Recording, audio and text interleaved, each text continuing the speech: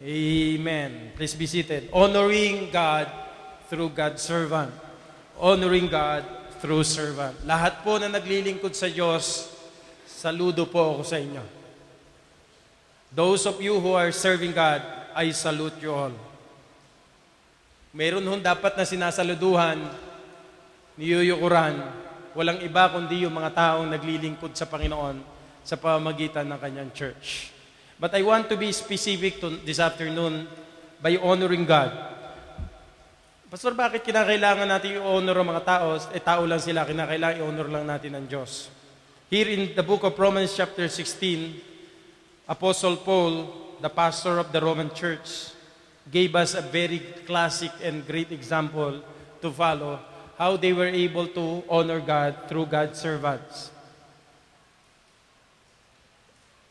Pastor Paul will not be a successful pastor without people around him. Amen? Without his teammates. Without the servants of the Lord. Nais ko muna ipakita ho sa inyo ang tatlong bagay na I want to emphasize this afternoon. The first one is Paul's commendations. The second one is Paul's cordiality. And number 3 is Paul's caution. Paul's commendations, Paul's cordiality, and Paul's caution. Then the last one is the conclusion. So let's go first. When we talk about commendations, it means compliment, acknowledgement, o citation or mention. Kaya makita nyo po sa verses 1 and 2, let's start from the very beginning ng Romans chapter 16. Okay? Serving the Lord is not by force. Serving the Lord is not a burden. Serving the Lord is a privilege. Amen? Serving the Lord is a privilege. Yes, sabi ng Bible, di ba? If you are going to serve God, it is not a burden. You following God and obeying God, it's not a burden. It's a privilege. Pribilehiyo ko. Once I do not serve the Lord, it means I lost God's favor. Once I never served the Lord, I lost God's blessing. Wala ka. Tingnan nyo. Sige nga, magtrabaho ka, pumunta ka kung saan mo gusto, magliwaliw ka. After that, it's useless, it's vain. Pero yung paglilingkod mo sa Panginoon, it's a lifetime investment, not only here, not many people will be blessed, not only your life will be a blessing, but also, throughout eternity, you will be remembered and rewarded. Diba? Yung ginawa mo lang ho bilang sa tao, it all ends up here, sa mundo. Kung nagpatayo ka lang ng bahay, but you don't serve the Lord, nagpakayaman ka, lahat naman yan masusunog. The only thing that will last ay yung ginawa natin sa Panginoon. So here you will see Paul's commendation. Yung kanyang compliment, yung kanyang acknowledgement, yung kanyang citation, yung kanyang pag-mention sa mga tao na nakasama niya sa paglilingkod. Not because Paul is above them, but Paul knows how to work with people, di ba? At isa sa mga ginamit ng Panginoon, walang iba kundi si Phoebe. Phoebe was a Gentile woman. Definitely, Phoebe was our sister. Ang sabi ng verse 1, I commend unto you, Phoebe, our sister. That's what the Bible says. Not only she is our sister, but also she is a servant of the church at Cenchrea. Kasi during that time, wala pa hong post office. Yung padadala nilang letter sa Rome, minemail ho nila yan through a person. At si Phoebe ho ang nag-mail ng letter ng Book of Romans para dalhin po sa Rome, sa church ng Rome. Doon nagbigay si Paul ng kanyang commendation. Yung kanyang compliment, yung kanyang pag-acknowledge sa mga taong nakasama niya. Actually, di ba sabi ng Catholic Church, si Peter ang nagpunta sa simbahan kaya nagkaroon ng tinatawag na Catholic Church. That's why Peter was declared the first pope because he went to Rome. But that is not true. Kasi wala sa history ng Bible, kapag apostle ka, the 12 apostles, or rather the 11, the only job or task is to remain at Jerusalem. Yun lang ho. At yung tanging inutusan lang ng Panginoon para maging missionary sa Gentiles, walang iba kundi si Paul. Now, do you remember? Paul wants to go to Rome. I don't know if literally kung si Paul nakarating talaga sa Rome. Pero hindi man siya nakarating, pero kilala niya ang lahat ng tao. That's one thing na ma-amaze ka kasi nga kahit hindi siya probably nakarating sa Rome, pero kilala niya ang lahat ng mga tao, ang mga miyembro niya sa Rome. Di ba? So in those days, there was no post office. Through people na ipinadadala ang letter. So personally, Phoebe was the one who delivered this book of Romans to the Romans. So, ang tanong lang natin, what can we say about Phoebe? So, she was a woman, she was our sister. Di ba? Sabi ng Bible, she was a Gentile. And by the name Phoebe means bright. Kaya ako naniniwala na ang mga naglilingkod sa Panginoon, you are brighter than the sun, brighter than the morning star. Ikaw ay nagliliwanag. Kaya choose to serve the Lord, sapagkat ang buhay mo hindi didilim, lalo kang magiging maliwanag sa buhay mo at sa buhay na darating. Di ba?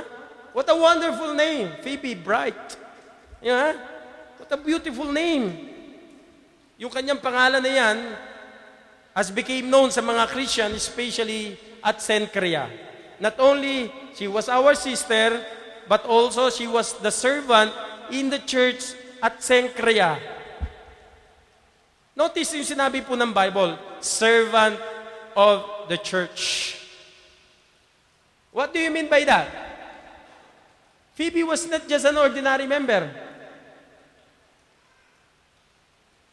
Phoebe was a faithful, full-time worker ng church. Kaya sabi niya, I commend Phoebe, our sister in the Lord. But not only that, she was our sister, but also a servant of the church at Cenchrea. So alam naman natin, yung salita pong servant, di ba? Came from the word doulos. Ginamit po yung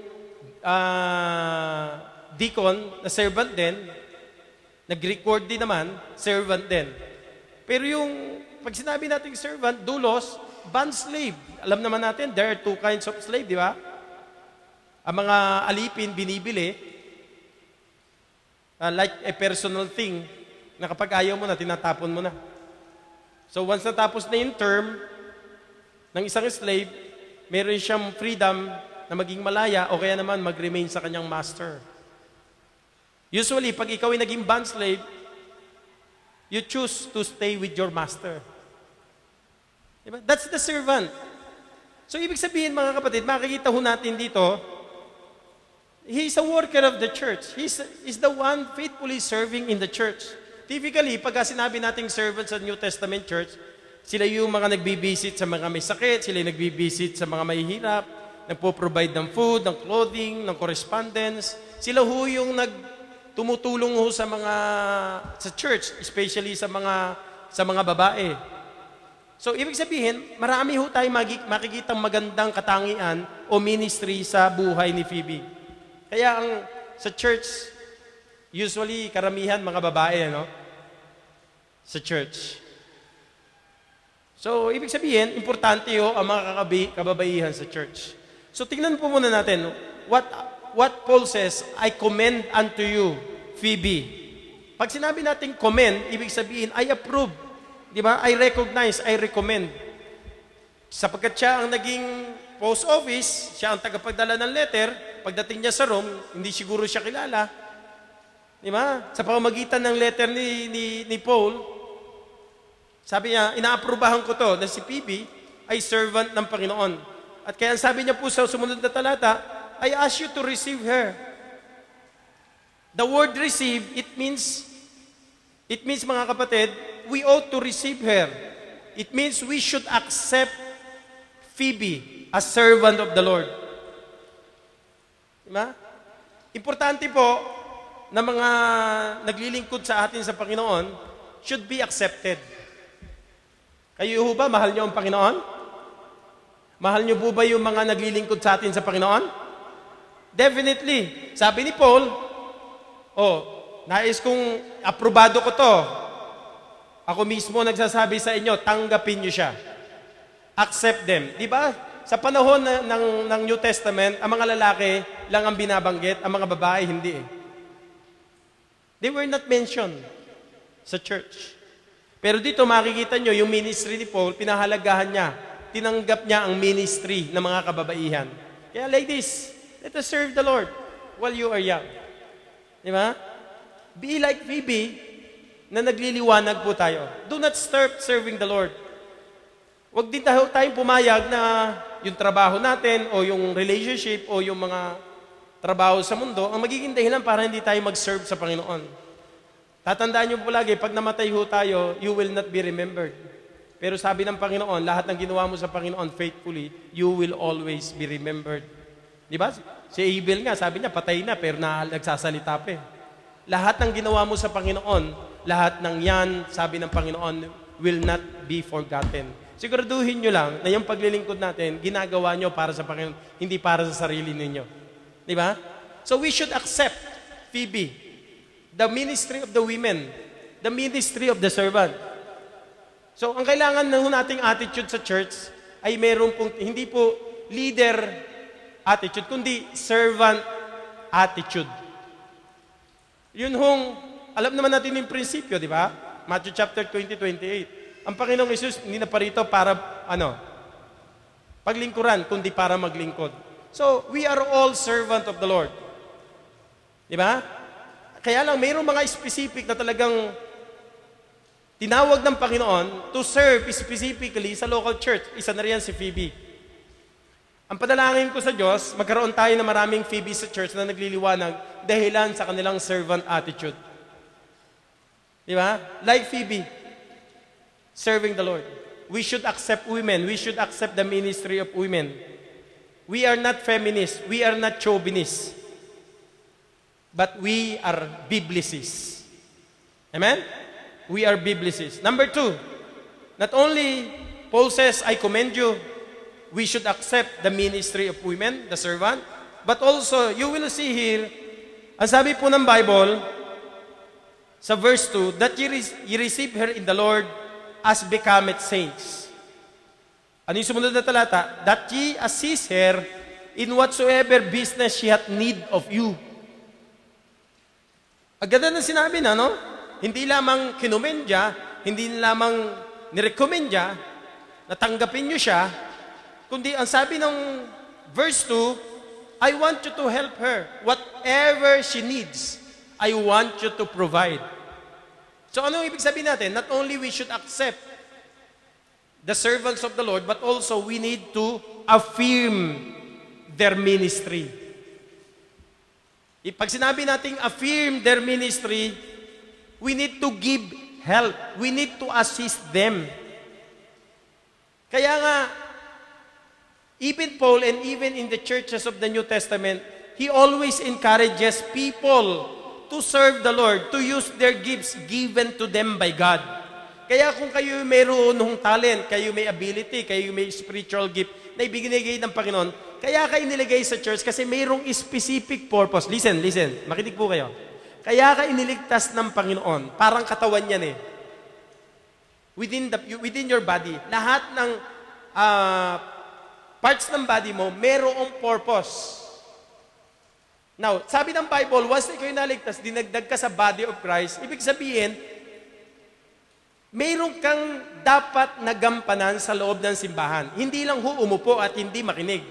Mayroon lang, ikaw lang ang makapagpe-perform, ang makagagawa nun. And you should know that. So pagka hindi, parang part ng body mo, pagka ikaw hindi nag-function, you're deceiving other parts of your body. Because you're not contributing. What will happen? Your whole body will be affected. Kaya church, maintindihan ho ninyo to, na hindi kayo iniligtas ng church, naging miyembro kayo rito, na wala kang gagawin. You should serve the Lord. Use your time, use your treasure, use your talent, use your everything to serve the Lord. Kung yun talaga inilagay na Diyos sa puso ninyo, just let me know, sapagkat gusto natin lahat to tayo ginagamit ng Panginoon according sa purpose, sa gifts na ibinigay sa iyo ng Panginoon. Because no one will do that for you. No one will serve you better than we do sa gawain po ng Panginoon. So do not miss that opportunity. So ibig sabihin, bawat ministry sa church natin is so important. We should accept, we should help each other, we should assist each ministry sa loob ng church. So nagsusuportahan sa loob ng simbahan, di ba? That we should supposed to do, di ba? Number 3, not only we should accept the ministry of the servant, we should affirm the ministry. It means assist, help. Number 3, we ought to appreciate the ministry. We ought to appreciate the ministry. Look at verse 2 ng Romans chapter 16. Not only accept, not only affirm. Look at that. For she hath been a succorer of many and of myself also. Sabi ni Pablo, itong si Phoebe ay naglingkod sa aking kasama ko at magkakasama kaming naglingkod. Kaya sabi niya, she hath been a succorer of many. And even myself, sabi niya. Sabi niya, she has been a great help to me. Diba? So ang trabaho ni Phoebe, helper. Mag-assist sa man of God, mag-assist sa ministry. Ang pinaka-ministry nilang tumulong. Di ba sa Romans chapter 12, 8 and 9, mayroong gift ng helping. May gift ng leadership, may gift ng administration, may gift ng helping, may gift ng giving. Kaya nga sa church, maging sa body mo, may kanya-kanyang function, hindi nakikialaman yan. They just contributing to each other. Sa body of Christ, sa church natin, importante na yung ginagalawan mo. Saan ka ba talaga inilagay ng Panginoon? Di ba? It doesn't mean na you are lesser, you are less important. Ibig sabihin lang yan, inilagay ka ng Diyos no matter whether your parts of the body na nakikita or internal o external. Pero ang mahalaga, everyone is important. Everybody is functioning according to its purpose. So makikita ho natin dito, we need to appreciate our ministry to each other. Ibig sabihin, nagkakatulungan. So ministry is not a competition. Wala dapat espiritu sa atin na naglilihiman tayo ng mga ginagawa natin sa loob ng church. Because it is not healthy in your body, it is not healthy in the body of Christ. So, ibig sabihin, we should help each other. Paano ba tayo magkakatulungan sa ministry natin? So, isa sa pinaka-ministry, characteristic na napakaganda ni Phoebe, kaya siya ay nagliliwanag, because she knew how to serve the Lord through the leadership of his pastor in the church at Cenchrea. At ang sabi ng Bible, she was a servant. Yung bang servant, mayroong pride? Yung servant ba, mayroong wrong motive? No, it's not. Ang servant na katulad ni Phoebe will be a bright testimony among his brothers and sisters in the Lord, especially at Cenchrea. Are you my Phoebe in the church? Are you a Phoebe of this church? Do you want to be a Phoebe of this church? How? Sabi ng Bible, let's be a helper of the ministry, helper of the church, helper ng pastor, helper ng lahat ng mga gawain sa loob ng church. I've been thinking, kung walang mga kababaihan sa loob ng church natin, I shudder what HBBCM would be. Di ba? What church do we have right now? So it's very encouraging na mayroong mga Phoebe tayo sa church na servant attitude na willing to help no matter what she can contribute. So, you will see that. Paul's commendation kay Phoebe. So, we need more Phoebe in the church. Walang ibang motibo maglingkod at makatulong sa gawain ng Panginoon. Now, the second one, not only Paul's commendation, number 2 is Paul's cordiality. When we say cordiality means sincere affection and kindness. Ang mga taong tunay na tumutulong sa ministry ay mayroon sincere affection and kindness. Yung totoong pagmiministeryo, totoong paglilingkod. Di ba? Sincere affection, sincere love. Di ba? Meron siyang benevolence. Siya yung tao na talagang ipinapakita niya yung kanyang pag-ibig. Let's go to verse 3. He mentioned, tingnan niyo po, he mentioned 35 people only here in the book of Romans 16. So, Paul's ministry was surrounded by people. Di ba? Yung mga taong talagang nakatulong sa kanya ministry. I'm trying to imagine, wala man si Apostle Paul sa Rome, but he knew all their names. He knew all their names. At isang makikita natin dito ay yung mag-asawang si Priscilla and Aquila. By the way, 6 times their name was mentioned. 4 times, laging nauna si Priscilla. I've been thinking, kasi po, even sa panahon natin ngayon, hindi naman binabanggit yung babae. Di ba? Mr. and Mrs. Laging pangalawa yung babae. At by the way, sa Bible, sa New Testament, hindi ho binabanggit ang mga kababaihan.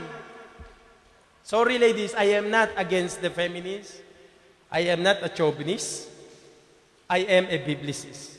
Tingnan niyo po, isa sa mag-asawang kapartner ni Apostle Paul sa ministry, walang iba kundi si Priscilla and Aquila.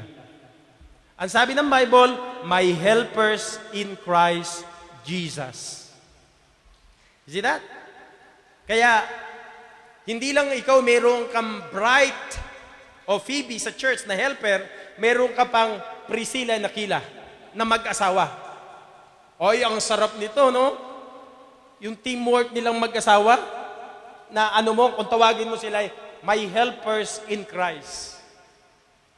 So, hindi lang nagpe-pray tayo ng mga Phoebe sa church, hindi nagpe-pray tayo ng mga Priscilla and Aquila, my helpers in Christ. So, tingnan niyo po, he knew them by name. Wala na ho sigurong pinakamatamis na marinig na kilala ka by name. Di ba? Do you want to be called? Di ba? You want to mention, pag tinatawag ka, your name. You want to be called by name. Di ba? Ako, ang hirap kong kabisiduhin ang pangalan ng bawat isa. Ano? Ang tawag ba doon? Photographic memory? Oh, ang hirap i-memorize yung mga pangalan na iba. So maganda, di ba? Pagka, I don't know kung kilala natin by name. So, konti lang ho tayo, pagka marami na ho tayo siguro. So, importante ho, nakilala natin ang pangalan ng bawat isa. Second, their names, the ladies or the women in this church, sa Book of Rome, o sa Church ng Rome, was mentioned. There is no literature sa letter ni Paul, except sa Book of Romans, na binanggit niya ang maraming kababaihan. Di ba? On a positive note, ha? On a single passage, ang dami niyang binanggit na mga babae. So, ibig sabihin, his attitude toward the ladies in the church of Rome was beautiful. At isa riyan si Priscilla and Aquila, my helpers in the Lord. Look at verse 2. Tingnan niyo po. Anong katangian meron yung mag-asawa? Verse 3. Verse 4. Who have for my life lay down their necks or their own necks, unto whom not only I give thanks, but also all the churches of the Gentiles. So he mentioned this famous husband and wife team. Ang sabi ni Apostle Paul, look at that, itong mga taong ito, ni-risk nila yung kanilang leeg. They risk their lives for the sake of their leader, for the sake of the ministry. Oh, what a lie, di ba? I've been wondering and asking myself, bakit kaya laging pinabanggit si Priscilla rather than Aquila? Di ba? Probably si Priscilla mayroong leadership. Probably Priscilla is a best teacher rather than Aquila. Guess lang naman po yun. Diba? Kasi nga po, laging binabanggit una palagi si Priscilla. But doesn't mean na mas yung leadership, kinukuha niya, they are team in the ministry. Saka sabi ni Paul, they are my helpers in Christ. So sa mga husband and wife, si Brother Boy, saka Sister Josie, si Cathy, saka si Bong, di ba?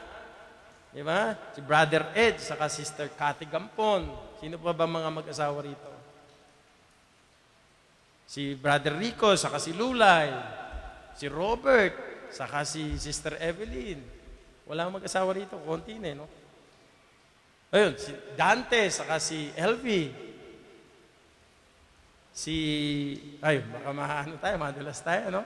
Ang sarap na mayroong kang mag-asawa na faithfully serving the Lord at the same time, my helpers in Christ. I don't know, no? Personally, sinabi niya, my helpers in Christ. Alam niyo bakit? Si Priscilla and Aquila, their work is a tent maker.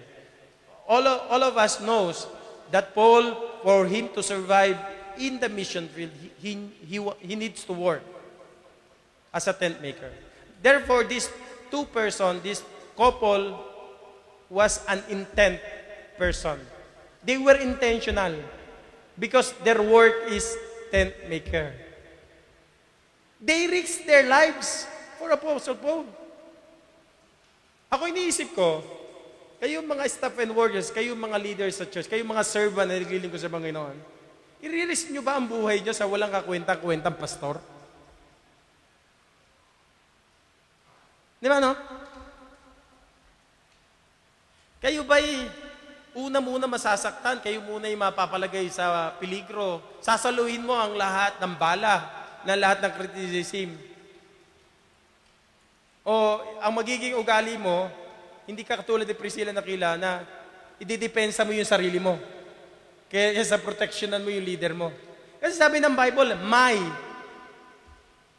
they've been a great help financially. I believe with that. Nakatulong sa kanila yan, yung mag-asawang yan, kasi may trabaho.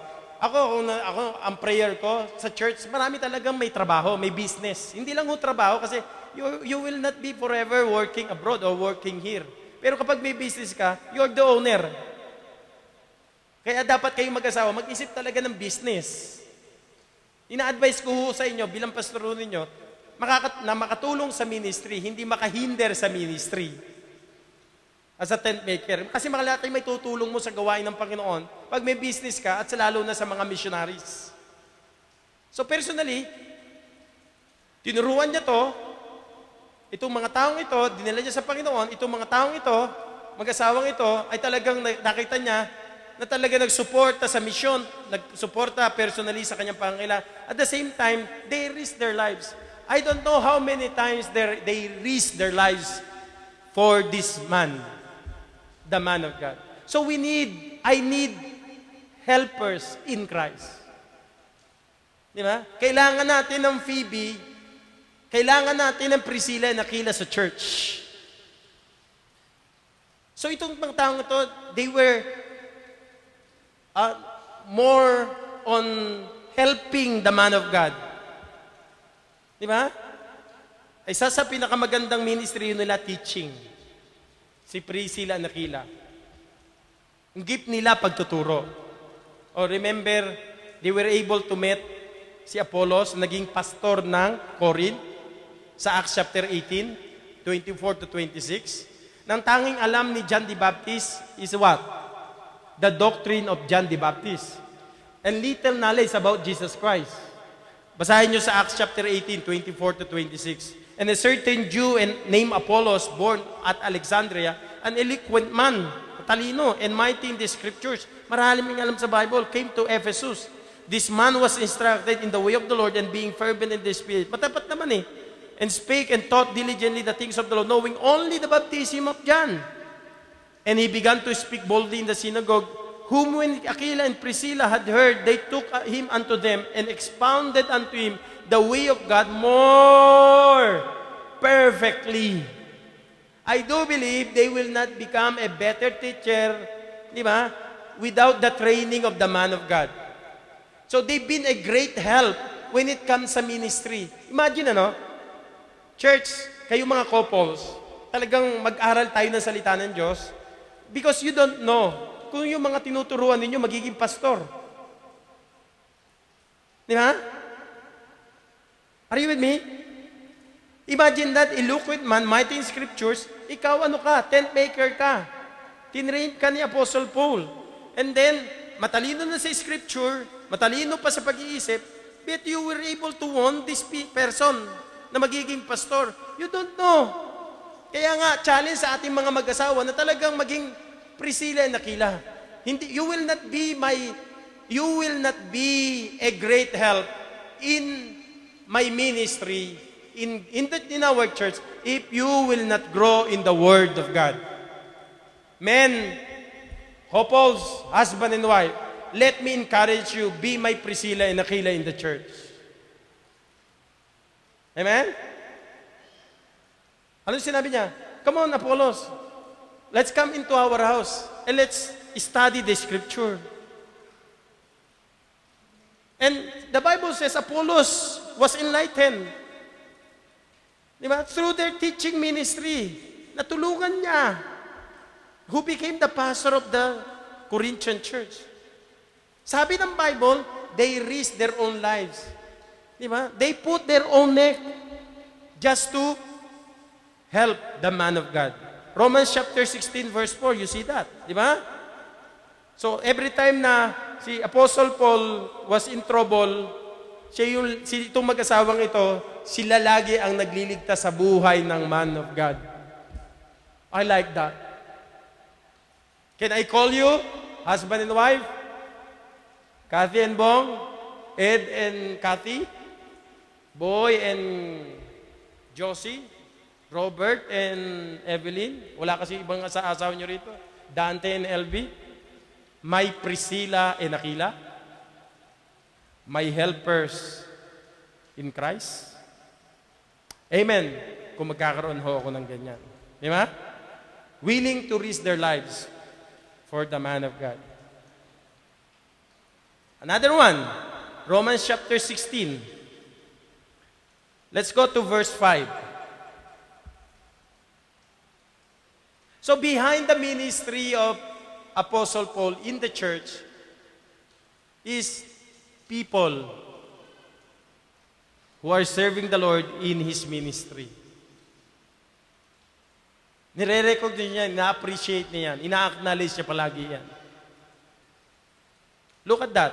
Sabi ng verse 5, likewise, greet the church that is in their house. Salute, well-beloved Ephaenetus, who is the first fruit of Achaia unto Christ. Si Ephaenetus. Di ba? Who is Ephaenetus? Ang sabi ng Bible, by the way, yung church ng may house church. Sa church ni pinagamit nila yung bahay nila para maging house church. Kasi during those time, wala naman yung building pa eh. Ang mga churches nasa bahay. Kaya biblical po yun.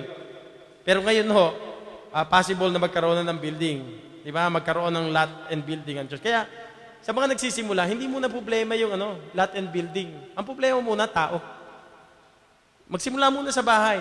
As long, si Priscilla and Aquila, pinagamit ho nila yung bahay nila para maging house church. Yun ang maganda. Mahirap naman mag-mission ka agad, may house and building ka agad. Tapos may tao ka na. Imposible ho yun. Maliban na lang, di ba? You took over the world. Di ba? Pero sa mga nagmi-mission, laging simula sa maliit para makita mo yung progress ng gawain ng Panginoon. Ang nakatutuwa, ang mga mission sa Caloocan, they have their own property, they have their own building. Nagsimula lahat. Si Preacher Robert Reyes lang ang ngayon ang wala. Pero lahat, almost na mga galing sa Caloocan, may lot and building na. Kasi nagsisimula pa lang sa Kabanatuan si Preacher Reyes. Pero nag-start ng gawain. Last week, meron sila anniversary, 100 plus na bisita. And that's good, sa Kabanatuan. Diba? They're doing good in the ministry. So pag may tao, in the long run, magkakaroon ka ng building at ng lot. Ang problemahin muna yung tao. Minsan pinoblema natin yung building, pero simula muna sa maliit. Parang tayo, nagsimula tayo sa garahe, di ba? Nung lumalaki na tayo, hindi na tayo kasya, we rent a place. Di ba? Hirap lang, pero nandito tayo mamaluktot habang maliit ang kumot. Di ba? Kaya lagpas minsan ng paa natin, pero we survive sa lahat ng mga trials at testing ng buhay. So, isa pang makita natin si Ephainetus. Anong karakteristik meron si Ephainetus? Mga kapatid, ang sabi ng Bible, who is the first fruit of Achaia? Unto Christ. Ibig sabihin, siya yung unang bunga. Di ba, first baby is so special. Si Jolo, special ka kasi unang baby ka. Panganay ka, kaya yung privilege nasa iyo pagkapanganay ka. Di ba? Pagkapanganay, nasa kanya yung responsibility. Kanina kasama kami ng panganay na anak ni JJ. Si JJ, may girlfriend na 25 years old na pala. Ay, tutuwa ko siya, anak. Kasi nung si tatay, nagsimula ng gawain sa Sapampalay, naranasan niya yung kasi panganay siya, nahirapan niya naranasan niya lahat ng hirap sa ministry. Yung mga sumunod na mga anak niya, si Faith, saka si Jessica, ulitin ko, si Jessica, saka si Faith.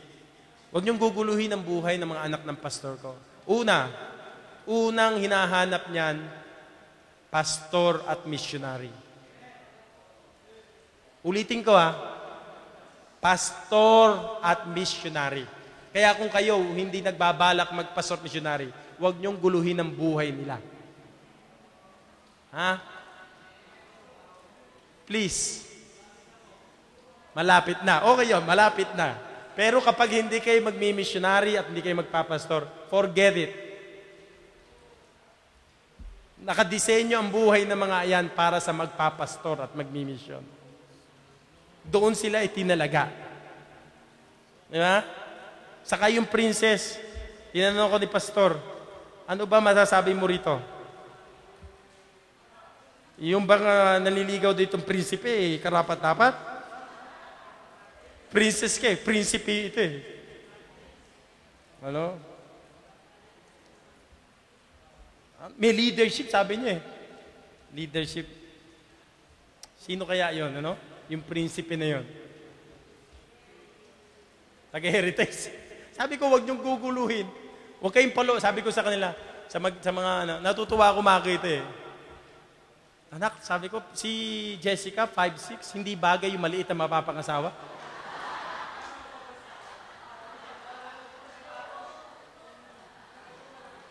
Kasi nandito ka ni Jessica, sabihin sa'yo, anak mo? Hindi. Hindi bagay. Kailangan mas matangkad sa kanya. Di ba? So, may nabibili ngayon sapatos. 7 feet ang laki, nasa loob. Saksak mo, lalaki ka, pantay na kayo. Di ba? May nabibili. Palaki muna kayo ng katawan. Palakas muna kayo. Pero sisiguraduhin kayo, pagka may puso kayo para mag-pastor mission, pasok kayo doon sa quality na yan. So, encourage ka sa pastor, palitan natin yung sasakyan. Palitan natin. May trabaho ni JJ. Sabi ko, JJ, natutuwa ako sa iyo, you grew up well. Lahat na nakasabayan niya yung people, kanina si Paulo, tumanda na, mga kabataan. Yung iba, bumalik, may mga tattoo na. Kasi hindi ko nag-serve sa Panginoon Hindi na natili sa church. Pero yung mga nanatili, professional na ngayon, maganda na mga matrabaho, mahaayos ang buhay. 25 years old, ngayon lang nagka-girlfriend. Yung babae, 24. Sabi ko, Pastor, ilang taon kayo nagkasawa? 23. So, pwede na. May trabaho na, tapos na, responsable na. Paano yan? Nagtatrabaho ka pagkalinggo. Yun nga ho, pinakikiusapan ko yung boss ko, wala ako ng linggo. That's good. Di ba? Mayroong paninindigan. Yun ang hanapin mo. Na hindi pagpapalit ang trabaho sa Panginoon at sa church. Pag yan ang pangasawa mo, maayos ka. Pero pag napangasawa mo, pinagpapalit ang gawain ng Panginoon, mababaw ang paninindigan sa Panginoon. Pipili lang kayo na mapapangasawa, best na. Amen? Best na. Kasi baka pagbalik nyo rito sa church na ito, panay tattoo na kayo, matanda na ho kayo. Diba, hindi nyo na-enjoy ang kabataan ninyo. Kaya pag nagkamali kayo sa mapapangasawa nyo, kawawa kayo. I want the best person for you. Kaya kayo pinalaki, pinag-aaral ng anak nyo, gusto kong pag nag-asawa kayo, the best na ibinigay sa inyo ng Panginoon, na magiging masaya kayo sa buhay po ninyo. At ito, si Priscilla Nakila. Di ba? O church, mga young people, pag nag-asawa kayo, I hope you will be my Priscilla Nakila, my helpers in Christ Jesus. Amen? Di ba? Huwag magmamadali. Sabi ko nga, dapat faithful din sa ministry ang mapapangasawa mo kung faithful ka. Pero kapag hindi ka faithful sa church, impossible na maging faithful ka sa ministry. Mag-serve ka sa Panginoon. At makakuha ka rin ng faithful sa church at sa ministry. Karaniwan po ng mga young people, kanina may dedicate, karaniwan po ng mga young people na hindi nakinig sa pastor, hindi nakinig sa Panginoon, hindi naging matapat sa church, hindi naglingkod sa Panginoon, nakapag-asawa ng unsaved. Eh, ang pastor ko, hindi nagkakasal sa garden wedding. Pagka ikaw, pastor ko, kapag ikaw, miyembro ka ng Baptist ng Caloocan, at ikaw ay nakapag-asawa ng hindi Baptist, ibang religion, hindi ka niya ikakasal. Ganun siya kahigpit. Oh. Mahirap, ba? Panindigan. Kaya, example, dapat yung kanyang anak. Mahirap din, di ba? Meron kang ganung standard. Kasi sisilipin ka ng mga tao, ba't sila pinayagan mo? But I love that. Kasi 25 years na yung anak, professional na, pwede na mag-asawa, pero ngayon lang nag-girlfriend at nag-boyfriend. Sabi ko, sige, sagot namin ng isang buong baboy, alagaan na namin ngayon. Kailan ba kayo pakasal? 30 years old. Ano na, may mga anak na yun. Di ba? At sagot namin ng isang baboy. You know, I love to see the children of my pastor well. Kung napapangalagaan ko yung pastor ko na maayos, I want them the best also. Kung paano ko tinatrato ang pastor ko, ganun ko itatrato ang mga anak ng pastor. Sana. Sino ngayon sa inyo magmi-mission? Pakitaas ang kamay. Ikaw, Lawrence, magpapastor ka ba? Ikaw, Nico, magpapastor ka? Ikaw, Kevin. Ang lakas ng amen mong ganun, ha? O, ikaw, prinsipe. Ano? Wag lang ho talagang magkakamaling decision, mag-serve sila. Kumanta sila kanina, napakagandang tingnan ng mga anak nating nagagamit ng Panginoon. They have a beautiful life. Diba? Alam niyo po ba yung mga naglilingkod sa Panginoon, sila yung mga maliwanag, sila yung mga talagang blessing sa buhay ng maraming tao. Wala na ho sila ngayon, pero hanggang ngayon, kinikilala pa natin sila. They may not even know them. They not even know us, but they are serving the Lord, and we are still, di ba, appreciating God through them. Di ba? Now, next one. Let's go to verse 23. Romans chapter 16. Lalaki na ng bring mo si Jessica, 5-6. Tapos yung isa, 4 layo. Di ba? Kailangan talaga magpatangkad talaga. Kailangan magpastor. Kaya lang, baka mapilitan lang no? Verse 23, pakibasa nga po.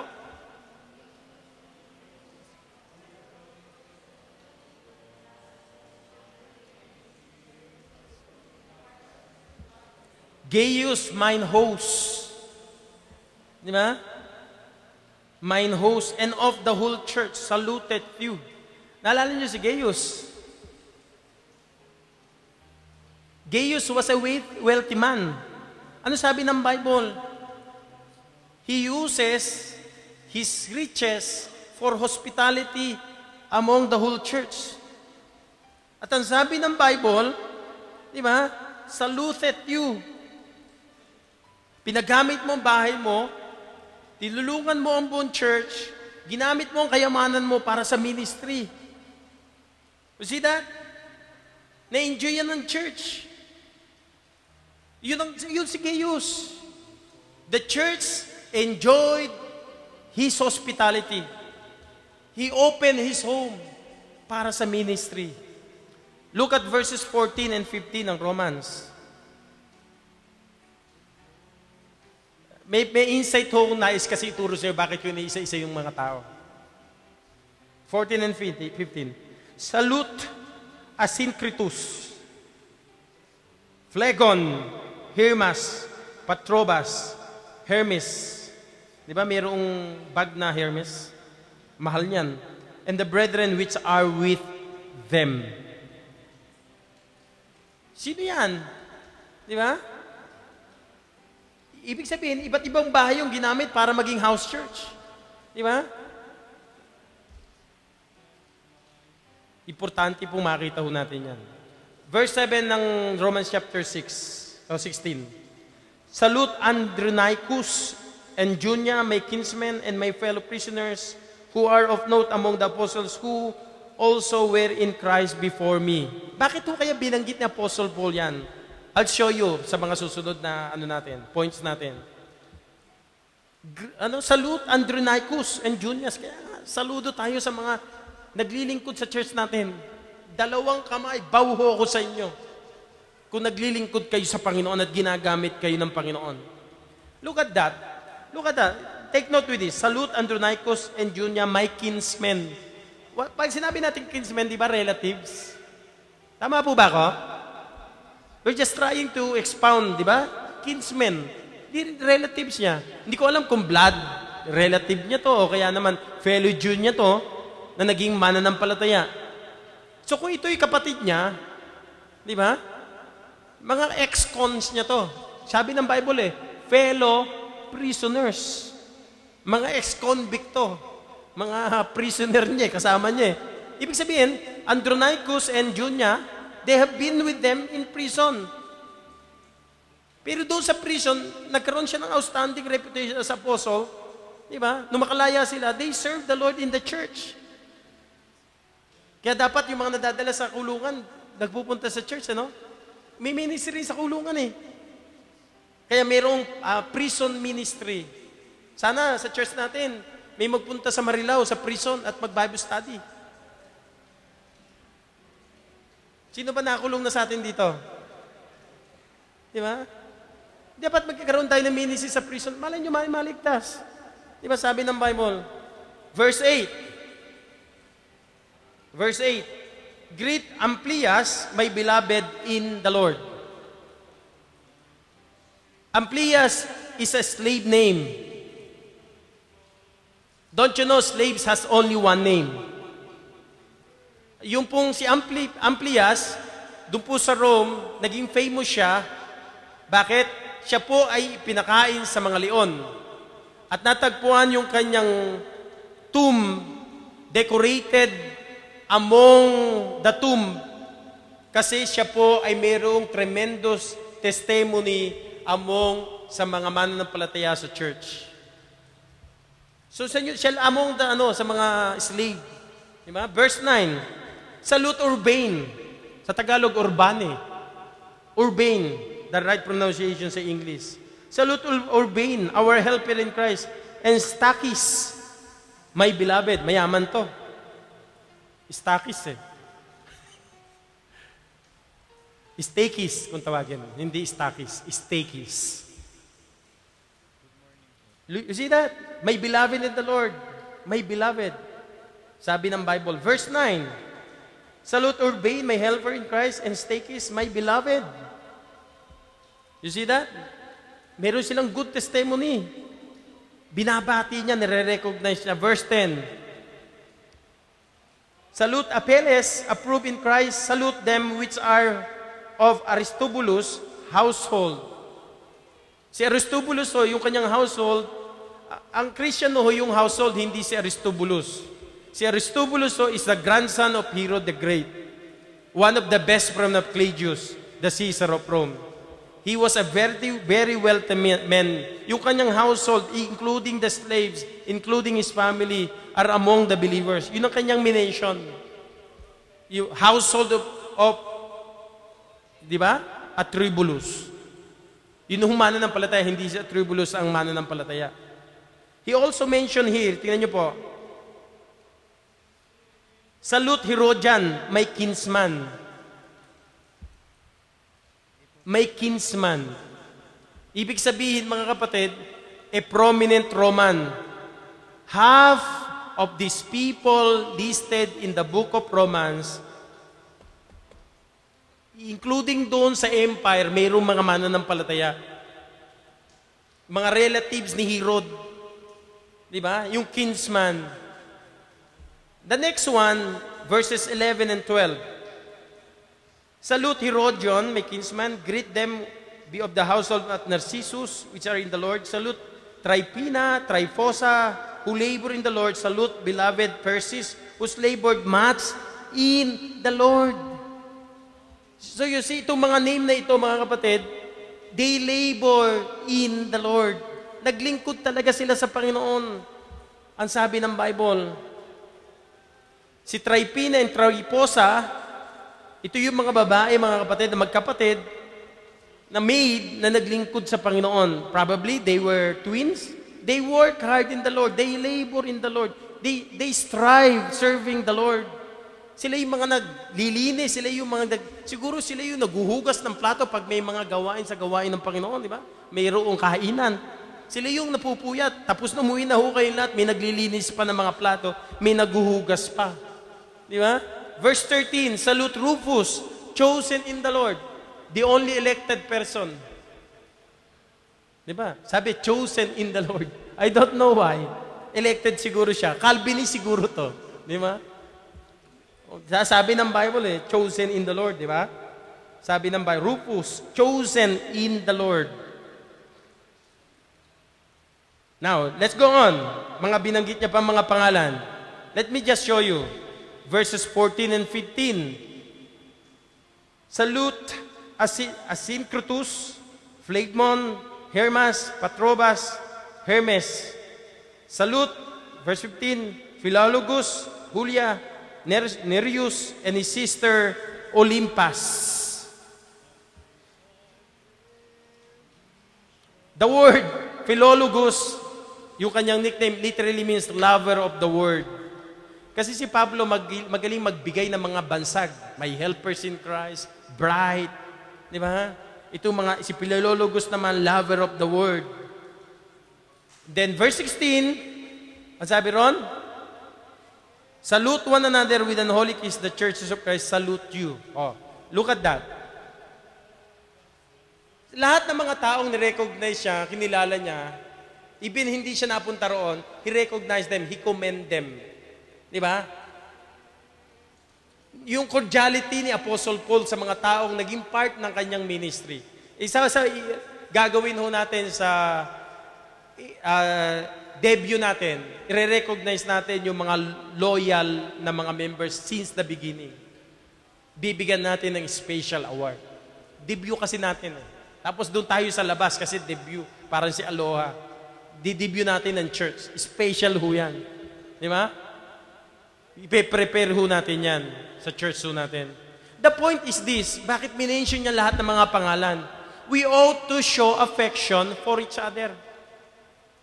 Why? Anong mga insights? Bakit binanggit ang mga pangalan? Anong reason? Tingnan niyo po. The church is people, not building. The church is people, not building. Mas maganda nga may tao ka kaysa walang building, kaysa naman may building ka, wala kang tao. Di ba? So ano ibig sabihin yan? Top priority ng church natin hindi building, kundi yung tao. Ang pinaka-importante sa ating lahat. Kasi pag may tao, magkaka-building ka. So, the church is people, not buildings. Number 2, every individual is important. Everybody was significant. He named everybody. He mentioned everybody. Why? Because each of them is so important in the church, in the ministry. So church, huwag kayong mag-iisip na madama ninyo sa sarili niyo na wala akong kwenta sa church, wala akong bahagi sa church. You are so important. Ang kailangan lang mga kapatid, we need to work as a team. Diba? Number 3, tingnan niyo po. Not only church the church is people, not buildings. Every individual is important. Number 3, people need praise. Yung mga naglilingkod sa Panginoon, they deserve recognition. Kaya nga sa 31 ba ako? Am I correct? 30. Re-recognize natin yung mga servants ng Panginoon. They have been with me serving the Lord. I cannot do the ministry alone.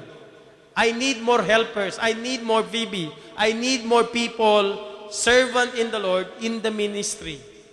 So, ibig sabihin mga kapatid, we should not be stingy in compliments. Kaya sa church, I would like to encourage you, let's give our best sa ating pong Workers Sunday, Staff and Workers Sunday. Because they are important. At least once a year, ma-recognize natin. Sana nga lang hindi once a year. Yung mga full-time staff natin, by the way, sabi ng Bible, assist her. At saan? Sa need. Alam niyo po ang pangangailangan ng mga workers. By the way, ganito, no? Meron tayong Christian friend na estudyante rito. I will not mention their name. Pero every time na may blessing sila, alam niyo ginagawa nila? Sineshare sa mga staff and workers. Sinishare. Alam niyo po, sometimes we need to be careful, sabihin natin, magkano sahod niyo rito? Ministry lang po to. No. Hindi tamang sagot na ministry. Ministry lang to. Pagka ba ministry, cheap. Di ba? Ibig sabihin, mga kapatid, ilagay natin sa mataas na antas yung ministry. Hindi parang pagka-ministry, wala lang tayong magawa, kaya nasa ministry tayo, wala lang tayong mapuntahan. Di ba? Nakatutuwa sila mag-asawa. Every time na may extra blessing sila, priority na ang mga staff. Hindi ko miyembro yun pero they share their blessings. Kahit hindi tayo magkaroon ng year-end na tinatawag na Staff and Workers Sunday, they gave. Church, nagbe-benefit tayo. Hindi dapat nane-neglect natin ang mga manggagawa. Dapat top priority natin sila, dapat lagi silang may allowance, dapat napoprovide natin, natutulungan natin sila sa kanilang pangangailangan. So, pag nakita nyo may sakit na mga anak, pag nakita nyo may pangangailangan sila, hindi naman sila kinakailangan mangutang. Ako mahigpit, pag sa mga, especially ang mga workers ko na nangungutang sa mga miyembro, hindi ko inaalaw yan. Kasi in the first place, yung pastor nyo hindi nangungutang. Ang usapan namin mga workers, pag may pangangailangan kayo, huwag kayong lalapit at mangungutang sa miyembro. Lumapit kayo sa akin. Ako ang gagawa ng paraan sa inyo. Ayokong naawa ang miyembro, pinautang kayo kasi nga naging magkaibigan lang kayo o nagkinaibigan mo. Ayoko ng ganun. Gusto ko, pag nakita nila yung pangangailangan ninyo, sila mismo magsasabi sa inyo. Hindi kayo nagsasabi ng pangangailangan ninyo. Kasi yung dignity ng paglilingkod sa Panginoon. So, importante yun. Iniiwasan namin yun. Baka may masabi kayo na ang mga workers nangungutang, nawabayan, ayaw namin ng gano'n. So, as much as possible, pag may pangangailangan, ilagay nyo sa envelope. Ilagay nyo sa envelope. Ilagay nyo lang yung pangalan nila. How much is that for the purpose na ganito? Iabot nyo lang sa bibigay naman yan ng mga financial secretary natin para sa pangangailangan nila. Kasi sabi ng Bible, assist them in their needs. May pangangailangan yung mga yan. So dapat malakas tayo makiramdam. So kaya give natin yung best natin sa year-end. Tapos po yung mga staff and workers natin, pag nakita nyo may pangangailangan, may sakit ang anak, abutan nyo Masaya akong ginagawa nyo yan. Kasi sinabi naman ng Bible yan, assist their needs. Kasi yan ang mga, sabi ko nga, itong mga staff and workers na dapat nagtatrabaho sa labas, kumikita ng malaki. Pero the Lord called them, they choose to serve the Lord. Let's help them. Diba? In a very special way. Kaya nagpapasalamat ako sa inyo na talagang nag-aabot kayo, tumutulong kayo sa ating mga manggagawa. Kasi alam ninyo na sila'y aprobado, sila po ay tinatawag na mga workers, mga servant in the church na maayos na naglilingkod sa Panginoon. Rekomendado yan, naglilingkod sa Panginoon. So, nakita natin, People need praise. Mahalaga po na mga manggagawa na re-recognize. Number 4, greeting each other in a Christian duty. Greet one another with a holy kiss. We ought to express love and affection for each other. Ako, gusto ko sa church, nang may hugs sa mga ladies natin, maging mga lalaki.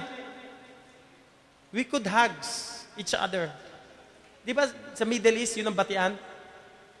Ganun ba kayong bumati ngayon doon? Kamay lang. Pero sa lalaki, kasi yun ang batian naman talaga eh, hugs. Di ba? Yung iba naman, itong pisngi. Hindi lang natin kultura. Pero sa babae, that's good. Natutuwa ako pag nakita ko yung mga ladies natin, you hug each other, di ba? You kiss each other, di ba? Huwag lang lalaki at babae, bad, di ba? Okay lang sana kung minsan may mga babae, Amerikano sa ibang bansa, nakipag-hug sa'yo. Talaga yung, walang mali siya huroon. Sanayin nga natin, di ba? Sa church natin. So the deeper we grow as a Christian, the more you're going to care about other people. You are not afraid to express your affection, your emotion, especially sa mga taong naglilingkod sa Panginoon. We are a family. We ought to be a family. Isa sa pinakapangit sa church, ganito, Minsan nakalulungkot, ikaw ay nagkaroon lang ng bonding, ng hugs o kisses. Di ba? Sa church mo lang naranasan. Sa family mo, hindi mo nagagawa yan. I don't know, kayo mga parents. Some of you, I know, ginagawa nyo yan. Nakalulungkot isipin, minsan isang araw, yung mga anak ninyo, hindi nyo malatap sa back o kaya naman, ang ginagawa nyo, binabatukan ninyo. Tap nyo sa back at o kaya naman, yakapin nyo, yakap lang. Maramdaman niya lang na mahal mo siya. Kahit without even saying a word. Baka minsan yung anak nyo nagre-rebelde kasi hindi tinatanong nyo, ayaw magsalita. Yakapin mo lang, wala kang express sa salita. Diba? Baka doon lang maramdaman. Kaya nga sa church natin, as much as possible, let us express. Ang isa sa katangian ng mga members lumalago, they are not afraid to express their affection, their care. And that is good sa church. Now, nakita natin yung Paul's commendation kay PB, nakita natin yung Paul's cordiality, na dapat ang church surrounded by love, by affection and care. Wala ho dapat inhibition. Minsan ho, pagkatahimik ang pastor o ibang personalidad, nag-iisip ka ng masama sa kanya. Hindi mo siya kilala personally. Huwag ka mag-judge personally. Unless na maging kaibigan mo siya, maging close ka, saka kayo mag-open sa bawat isa. Minsan nangangapa ka pa, Pero dapat wala ho dapat nililihim at naglilihiminan within sa ministry. Wala mga hidden agenda. Wala ho mga natawag na, di ba? Inhibition sa bawat isa. Kasi hindi maganda yan. That's number 3. Paul's caution. Tingnan niyo po yung sinabi ni Paul. Verse 17. Hindi niya kinumend lang yung naglilingkod. Hindi lang sinabi niyang, let's have affection, sincere affection to each other. Let's go to Paul's caution. Yung ingat. Mag-ingat tayo. May warning ni Apostle Paul. Yung warning, yung admonition, yung precaution. Di ba? Verse 17, pakibasa nga natin. Now I beseech you, brethren, mark them. Tingnan niyo po, minention niya yung mga nakasama niya ng paglilingkod, maging sincere sa affection, sa relationship, sa treatment, sa bawat isa. Di ba? Talagang pure dapat ang paglilingkod. Pure na paglilingkod. Di ba? Sa Panginoon, sa church, sa pagsiserve sa Panginoon, walang hidden agenda. Wala talaga. Kasi hindi binibless yun. Kasi pag meron itong caution. Now I beseech you, brethren, mark them which cause divisions and offenses, contrary to the doctrine which you have learned, and avoid them. For they are such serve not our Lord Jesus Christ, but their own belly, and by good words and fair speeches deceive the hearts of the simple. Anong sabi ni Apostle Paul na instruction niya sa kanyang mga kapatid? Sa Rome, pagkat wala siya. Alam natin, pag wala ang pastor, dangerous yun. Kasi pag walang pastor ang tupa, nagkakalat. Wala siya. Kinakailangan niya ng precaution. Ano sabi niya? I want to give you an instruction. Sabi niya ba, o mag-solvinig kayo, mag-tithe kayo. Hindi sinabi niya eh. Ang sabi niya, brethren, mark them which cause division and offenses. Markahan ninyo. Sino? Mark them which cause division and offenses. Bakit ho kaya markahan ninyo yung mga taong magkokos ng division and offenses sa church? Because it's going to destroy the body of Christ. It will hurt the body of Christ. Pag nagkaroon ng division sa church, hindi lang pamilya mo masasaktan. Are you with me? Hindi lang ang ministry ang masasaktan. Hindi lang ang pastor ang masasaktan. Hindi lang mga anak nyo at future ang masasaktan. Even the heart of Christ will be hurt. Wala tayong patotoo sa loob ng simbahan. Kung meron ng pakakaingatan ho tayo is division and offenses in the church. So ano sabi niya? Look at that. Especially sa mga nagtuturo ng ibang katuruan na hindi tinuro sa kanila, avoid them. So avoid those people who will cause division, offenses. Di ba? Especially yung teaching contrary to our teaching. Alam nyo bakit to ang pastor ko, hindi nagkakasal ng, example, heritage member ka, tapos ibang doktrina, ibang denomination. Pag ikinasal niya ho yan, at yung kinasal niya, merong leadership, iba doktrina, pagka nawala na yung pastor ko, wisdom eh. Pag wala na yung pastor ko, o kaya pag naging leader siya, baka ipasok niya yung kanyang leadership o ipasok niya ibang teaching. Maiingat siya ron. Sabi ko, tama. Nang mag-usap kami, I enjoy talking with my father. Alam niyo bakit? I'm learning. I'm listening. Ano sabi niya sa akin? 60 years old ako, nagkakaroon ng transition. Malakas pa ako 60 years old ako, pagdating ko ng 70, yung 10 years na yun, nagtetrain na ako ng panibagong magiging leader ko. Kasi usually, pagka tumanda ang pastor, iniwan sa hindi maayos, nagkaroon na ng drums, nagkaroon na ng sayawan, nagkaroon na ng ibang doktrina, nasisira ang simbahan. Hindi nagkakaroon ng maayos na transition ng leadership. Kaya maganda yung iniisip niya na kailangan yung susunod na i-train ng maayos. Na talagang maayos na sinundan yung pattern na tinuro ng salita ng Diyos ayon sa katuruan ng kanyang pastor. May baguhin man, hindi yung mga major doctrines. Hindi yung mga practices. So, yun ang magiging pastor na susunod sa church ng HBBCM. Kaya tama rin no? Hindi dapat talaga kayo mag-asawa ng ibang denomination. Kung Baptist ho kayo, Baptist ho ang kunin ninyo. Para parehas ho ang doktrina natin. Amen ba, ladies? Amen? Oh, mga kapatid, pagka hindi nyo nilagay sa puso nyo yan, baka makuha kayo, imbis na makuha nyo sila. Pero in the long run, nag-stay man sa church natin, pero iba na pala doctrine yan, iba panininiwalaan. Mahirap po yung mayroong panghadlang. Ano sinasabi ni Apostle Paul? Let's promote unity in the church. Do not allow dissension. Stay away from those who cause division. Always promote harmony. Don't listen to complaints. Don't listen to dissension. Don't listen to division. Sabi ni Paul, mark them, avoid them, do not become part of it. Di ba? You don't listen to gossip. No? Be innocent about the evil things that are going to you. You don't need to listen to it. Di ba? Importante po yun para ma-maintain ang unity ganito. Pastor, kaya lang naman ako nakikinig sa mga wrong doctrines. Sabihin natin dating daan, tamang daan. Kasi gusto kong malaman paano ko sila sasagutin. Mali ho. Sabi ho ng Central Bank, para malaman mo kung peke o hindi yung pag-aralan mo yung peke. Ang pag-aralan mo yung totoo. Tama po ba ako? Kasi pag alam mo nito, alam mo yung mali. Minamaster mo yung mali, hindi naman yung tama eh. Di ba? Kasi contrary to the doctrine. So as a Baptist, alam niyo pag ang mga born again, wala kaligtasan yan.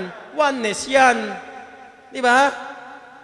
Mga ano yan, mga naglilay ng spirit yan. Iba doktrina ho yan. So importante ho, minsan pagka wrong teaching, pagka mayroong mga gossip, mayroong dissension, mayroong offenses, sabi ng Bible, tandaan niyo po, sinabi ng Romans chapter 16, verse 17, mark them. Kaya doon sa Caloocan namin, for 38 years ng ministry. Kaya tandaan niyo ito. Pagka mayroong pumasok dito, pumasok doon sa Caloocan, nagturo, tapos mayroon siyang tinuturo sa iba. Yung mga leaders ng church, kakausapin yan. Hindi na aabot sa pastor.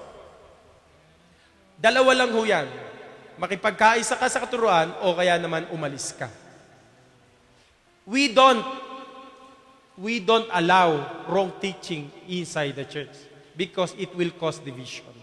Kaya dapat kayo mga teacher ko, alam nyo ho dapat ang doktrina natin at alam nyo ang tinatayuan ho natin. Para ho alam ho natin, sino man papasok, alam ho natin yung ating doktrina. Kinakausap po ka agad yun. Kasi sabi ng Bible, mark them. Tandaan nyo ho sila. At ang sabi ng Bible, pagka nagkokos ng division, avoid them. Mahihiya ho yan. Ano? Pinag-usapan natin, doktrina. Pinag-usapan natin mga offenses sa loob ng church. Ang tanong, mga kapatid, harsh ba tayo? Sabi ng Bible, kapag ka nagkokos ng gossip, ng dissension, ng offenses, ng division, alam nyo na gagawin nyo. Romans 16:17, mark them and avoid them.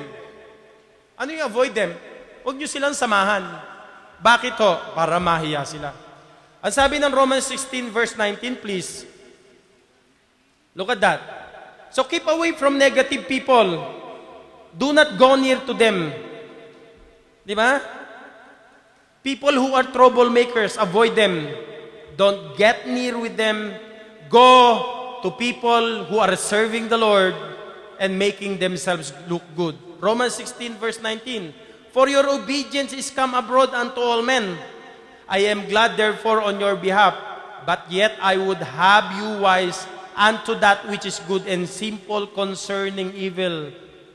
Sapagkat ang inyong pagtalima ay naging bantog sa lahat ng mga tao. Di ba? Naging bantog sa pagtalima sa lahat ng mga tao. At ang sabi ng Bible, kaya't naghagalak ako tungkol sa inyo, datapot ang ibig ko na kayo'y maging marunong, saan? Sa kabutihan at musmos sa kasamaan. That's what the Bible says. Di ba? So maluluwalhati ba natin ng Diyos? Yes. Ang sabi ng verse 25, look at that. 25 and 26 ng Book of Romans. Kaya nga, honoring God through God's servant. Kaya sa mga nasa ministry, kayo mga nagserserve, kayo mga staff and workers, I salute you all. Naluluwalhati natin ng Diyos. Verses 25 and 26, please. Pakibasa nga natin. Now,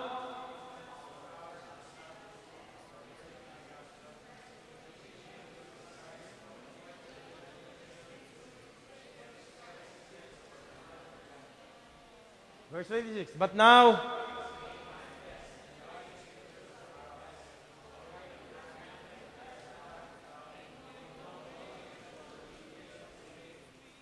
sabi ng Bible, the purpose of the church is that all nations might believe and obey. Diba? God wants everybody to be in His family. That is glorifying God. That is the purpose of the church. So, church, let's be the people of God who honors God through God's servant. So, dapat yung mga naglilingkod, yun ang sinasaluduan. Hindi yung mga nasa labas, yung ating hinahangaan. Yung mga naglilingkod sa Panginoon. Ang hangaan po natin, nagbigay ng buhay sa Panginoon. Church, di ba? I've been in the ministry for 27 years. 27 years in the ministry.